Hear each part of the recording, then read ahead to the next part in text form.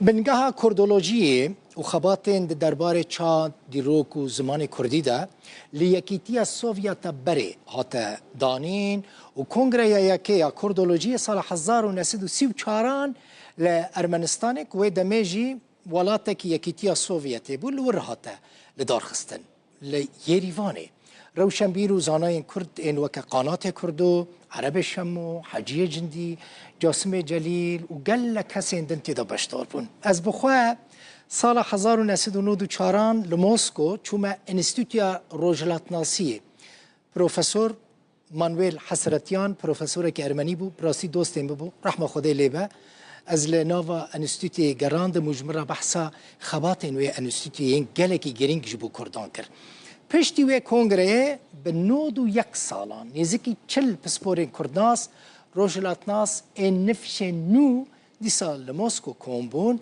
و دامزراندنا دزگه که نو یازانستی به ناو یکیتیا کردولوگان را گاندن بر پرس اوفیسا روداوی لروسیا کامز شدادی او راپورتا جوان آماده کرد. نزی 40 پسپورین کردناس روجلاتناس سوسیولوگ و سیاستناس این جنیفش جوان د کنفرانس دامزراندنا دزگه کنو یازانستی یکیتیا کردولوگان دا آماده نه. ناوند لکولین روشلات ناوینا موسکوی مزوانی کنفرانسی دکه. ده همو پیامین پیروزباهی پارتین سیاسی کردستانه. PSDK, PDK, YNK, PYD, Partiya Komünist, Dem Parti, Partiya Herêman her wiha kongre neteweyî de amaje bi giringiya pêşvebirina Kurdolojiya ya li Rûsyayê tê kirin. کەم ساڵانەی ئەخیر هەندێک لاوازی بە ڕێڕەوی کوردناسیوە هەیە ئامانجی ئێمە ئەوەیە سەر لە نوێ ئەم لاوازیانە ئەکتیڤکەینەوە هەوڵین بینە پردێک لە نێوان کوردستان و رووسیا لە ڕووی کەلتوری و فەرهەنگی و زمانەوانیەوە و سوود لەو سەرچاوە سوود لەو معریفە زۆرەی رووسیا ببینین و بەکاری بێنین سەر لە نوێ بخێنە بواری پراکتیکیەوە و بەکاری بێنین لە بواری زانستیە ئامانجمانە بتوانین کارێک بکەین سەر لە نوێ گەنجە کوردناسەکان کۆ بکەینەوە کارێک بکەین بتوانین هەموو دەنگ و ڕەنگە جیاوازەکان لەسەر مێزێک کۆ بکەینەوە. بنێرینە بەشدارن کۆنفرانسێ پۆتێنسیالە یەکتیە کوردۆلۆگان یا نو دامەزران ده هەیە کو ئەو ڤەڵاهیە 30 ساڵên dawiyên Kurdnasiya li Rûsyayê de tîje bike. Rojhilata navîn bêguman landika şaristaniyê ye û gelê Kurd jî yek ji gelên herî girîngên rojhilata navîn e ku bi kultur û kevneşûpiyên xwe yên taybet ve tev di wê şaristaniyê bûye. Gelek mixabin ji bo Rûsyayê ku salên nûdî piştî herifîna Yektiya Sovyetê qonaxeke pir dijwar bû me diwarê Kurdnasiyê de gelek tişt ji dest dan.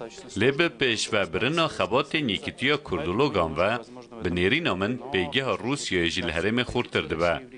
û têgihîştina pirsa Kurdî û piroseyên li Kurdistanê di nava komeleya pisporên Rûsyayê de û pê re jî di nava rayedarên dewletê de jî xurtir dibe.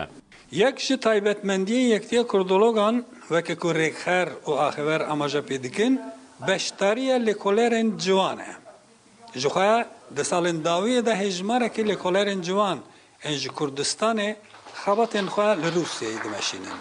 والله که گلک مازن هبو لگور ما لگور وقت جوانن لیکولینر ین خواب کردو و کردولوگ ناف دکن ما او والله دید کو دپسکری کا کردی چاندا کردی کردستان تواهی ج پنجره زانستن دیل دنیرن بنا بکم ج ایرانیستیکا ج زانستی عربی ج ترکولوژی بیامن به پلتفرم امی بکارن ایدی دوار زانستی دا دوار زانیاری دا ji pencera Kurdistanê piskeriyeka Kurda binêrin. Mîna li hemû welatan li Rûsyayê jî peymangehên lêkolînan bi taybetiyên rojhilatnasî girêdayî dewletê ne û lêkolînên xwe li gor berjevendiya siyaseta derweye wî welatê pêşve dibin. Rêkxerên Yektiya Kurdologan bi îddia ne ku ew ê de bikaribin bi durustbûna siyaseta objektiva Kurdiya Rûsyayê de roleke bilîzin. Kamişedadê Rûdaw, Mosko.